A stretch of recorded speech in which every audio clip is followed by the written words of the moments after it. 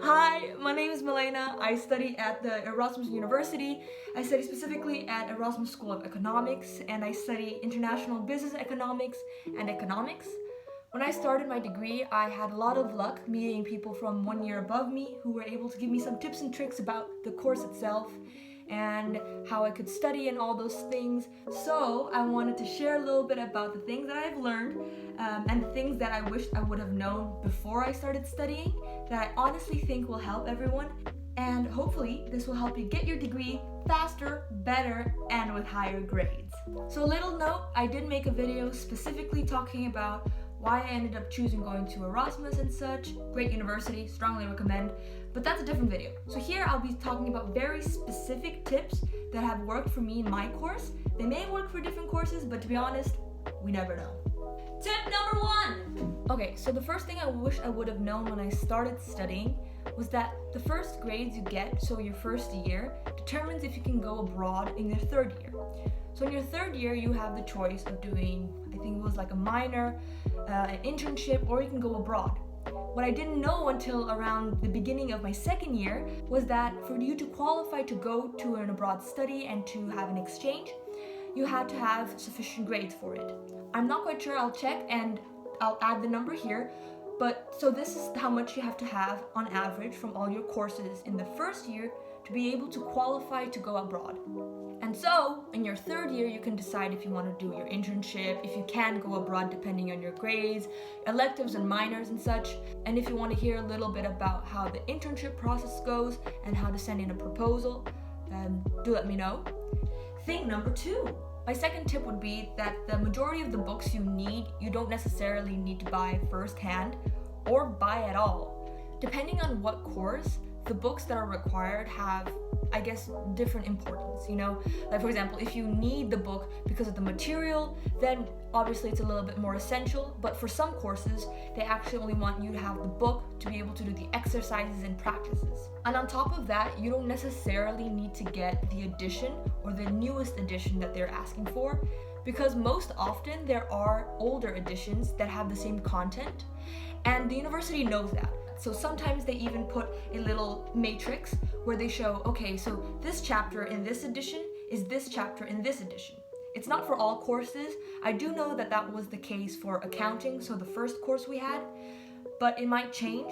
But overall, in the beginning of each course, it is handy to ask the teacher and the lecturer if they feel like having the newest edition is essential, and if the case that it is not, buying a secondhand book through student associations or simply contacting people to be able to find older students who are looking to sell their books might be a much more affordable and reasonable way to acquiring all the resources you need in the first year.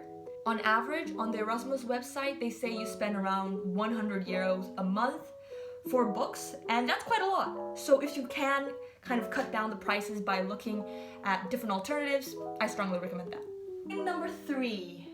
And the third thing I wished I would have known is that finding books is much easier than you would expect, because there's a whole year above you that no longer needs their books. Most often, the books that you have for one course aren't really seen again throughout the years. So if you can find someone 1 year above who is looking to sell, I bet you that they probably know around 50 other people who are also looking to sell their books, and therefore you can not only bargain for a better price, but also you cut down the waste. And the fourth thing, what you'll soon realize after taking a few courses is that every class and every course is very different. Their structures are different, the resources you'll need are different, and the way of teaching and learning are different.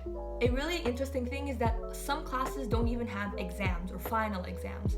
They're mainly based on assignments or projects, so you have to study accordingly. During high school, I studied very similarly for all my classes, but that just wasn't the case in university, nor was it possible.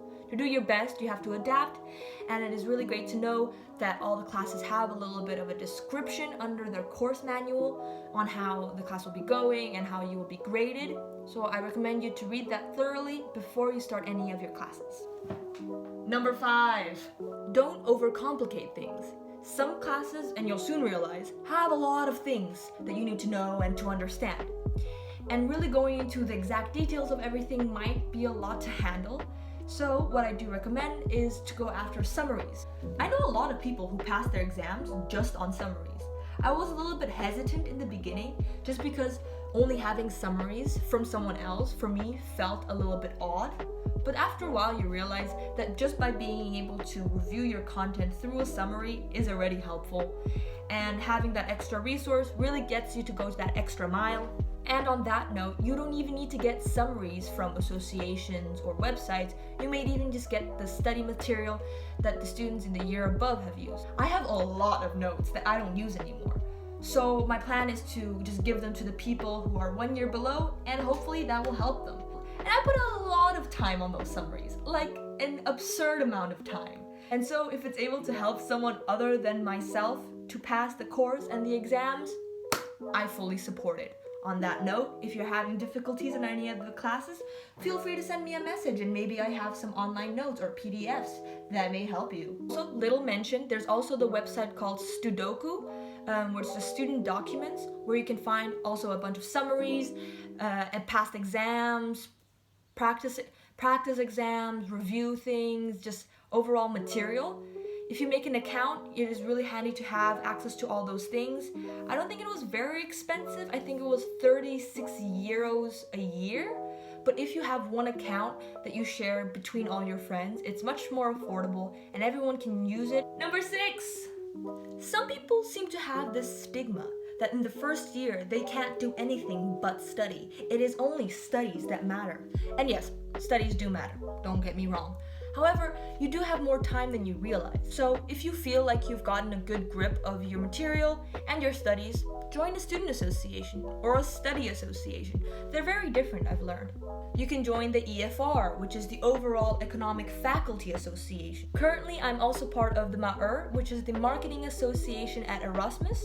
And we have very few first-year students, which is a shame because MAEUR has so many resources that first-year students could really benefit from. You know, other than just the networking aspect of it, there are classes and courses and workshops that you can attend that a lot of first-year students aren't aware of.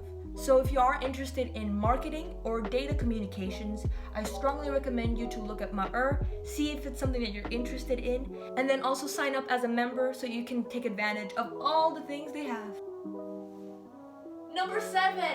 And now the last thing that I could think of is that exams creep up much faster than you expect. Since your year is divided into blocks of more or less 2 months, you only have 2 months to review content, learn it, master it, and then do an exam on it.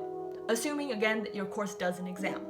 A mistake I've seen a lot of people make is that they feel like the first couple of weeks are not that important or it's just an introduction. But I feel like you should realize that 3 weeks is already half of the course. You only have another half to go. And if you weren't paying attention to the first half, I can assure you, you will not understand the second half, because the second half is based on the first half. Anyways, that got a little bit hectic there. But that's just because I've seen a lot of really smart people who just fall behind on content because they don't really see the whole timeline. So what I like to do to keep track of time, and especially how much time I have left until the final exams or the end of the course, I make myself little milestones throughout the months so that I know, all right, this is the second month, which means we've completed this and this topic. Do I understand this in this topic? They're not going to review that topic anymore. They're gone. That topic has to be in here because it's not going to be anywhere else. Alright, so I hope this video was informative and in a way might have helped you to prepare for your first year. Again, please feel free to reach out to me if you have any questions. I also recently noticed there has been a peak of interest in my last Erasmus University video. I'm guessing it's because now it's the time where people are choosing which university to go to and they're preparing to go to university. And so, if you haven't subscribed, do subscribe now because I'll probably make more videos focused on education, the university. Alrighty, I hope that helped. Okay, bye guys!